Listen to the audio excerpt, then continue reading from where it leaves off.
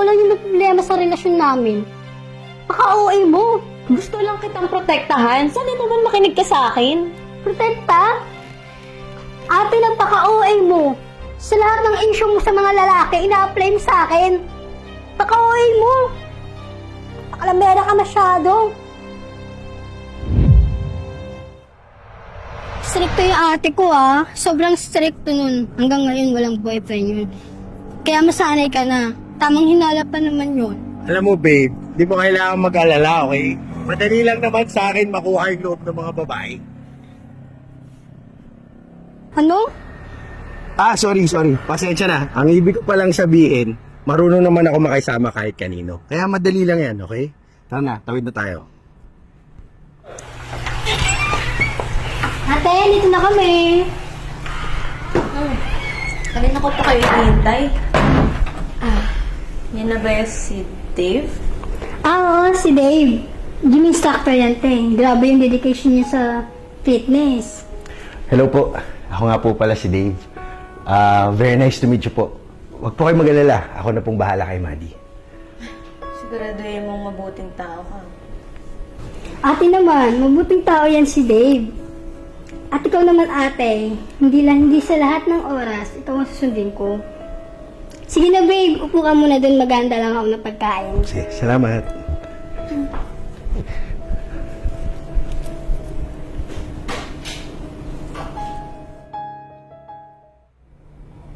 Di kaya tama tong gut feeling ko? Maddie, pwede ba tayo mag-usap ng seryoso? Ano naman yan ate? Hinabalitaan ka na naman kay Dave. Alam mo naman mahal ko siya, di ba? Pwede bang makinig ka muna sa akin? Paano kung hindi gym instructor yung boyfriend mo? Paano kung may iba siyang trabaho at hindi maganda? Balo ka ba? Wala ka namang basehan para sagaan yung tao. Nagtatrabaho ng maayos yung tao para suportahan ako. Hindi. Malakas talaga yung kutob ko. Nakolboy ang boyfriend mo. Tingnan mo to. Oh, kasama niya yung client ko, si Miss Rachel. Client ko to at kilalang kilala ko tong babaeng to. Ate, malay mo, client niya lang yun. Client sa gym? Imposible dahil kilala ko to si Miss Rachel. Walang alam yung gawin kundi casino at club.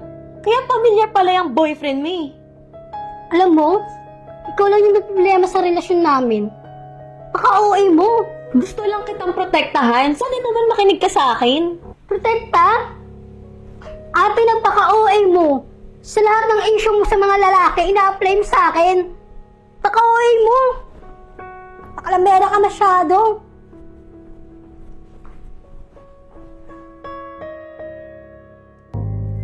Ano babe, handa ka na ba? Handa. Lagot ka sa akin. I love you, babe. Love you too, Dave.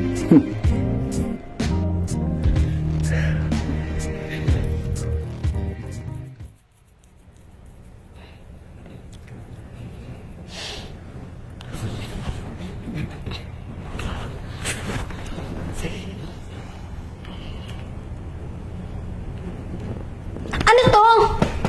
Ano tong mga to? Ano sasabi mo? Yan? Babae ko yan. Tsaka dapat wala kang pakialam dyan. Hindi mo naman ako binibigyan ng pera. Kaya dapat labas ka na dyan. Pera? Relasyon ng meron tayo, no? Hindi mo pa ba naiintindihan? Hoy, tingnan mo ako. Ginamit lang kita. Kailangan ko lang naman ng cover girl, no? Para masabi ng mga kaibigan ko na matino ako, na may isa akong girlfriend na tulad mo. Utang na loob.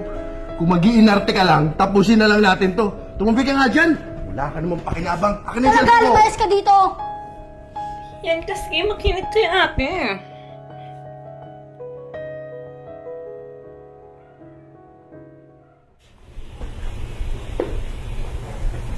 Oh, Nati.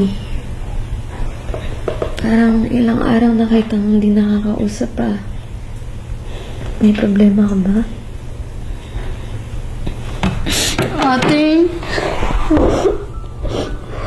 tama ka sa lahat ng mga sinasabi mo, ate. Pinagtatakpan ko siya kahit na may mali. Pero ikaw yung nandito para sa akin, ate. Ano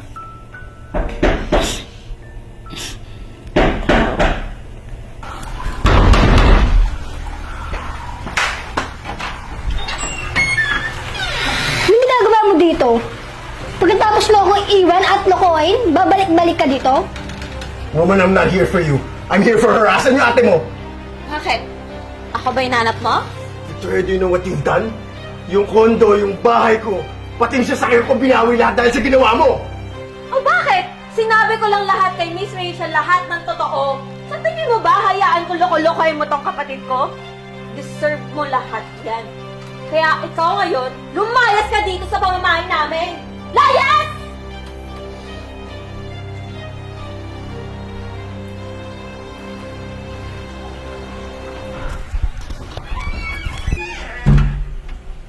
Ate, alam mo na pala lahat?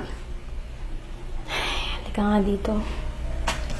Diba, tagal ko na sinasabi sa'yo, pero hindi ka nakikinig sa akin. Alam ko naman na minahal mo yun. Ayaw lang kitang masaktan dahil sa kasinungalingan nun. Nandito lang ako para sa'yo. Salamat, ate. Simula ngayon, sa'yo na ako makikinig.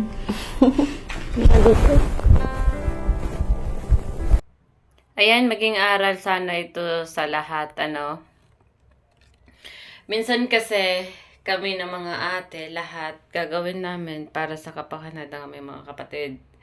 Pero nasa kapatid na namin yun, nasa kapatid natin, kung sila ay makikinig sa atin. Kasi minsan, sasabihin nila, bakit? Ikaw ba ng aking ina? Ikaw ba ng aking ama? Bunga ka ng bunganga. Pero hindi niya alam, papunta pa lang siya, tayo pabalik na. Kasi tatanungin, ba't hindi tayo magkasalubong? Siya, kaya nga, papunta ka pa lang kasi ako, nakarating na ako. Tapos ko nang pinagdaanan yan. Kaya sinasabi ko sa'yo, yung mga bagay na hindi dapat, nasa'yo yan kung makikinig ka. Pero sa mga ate din, lagi po din natin tandaan na dumaan tayo dyan sa mga bagay-bagay na yan. Huwag natin paghipitan yung mga ating mga kapatid. Ba? Minsan, maging neutral tayo. Kasi meron na yung mga ate na talagang wala nang aakyat ng Lego sa mga kapatid nila. Which is mali yun. Diba? Kung broken hearted ka sa jowa mo, huwag mong dalhin sa kapatid mo. Okay. Kilalanin mo yung maging boyfriend niya.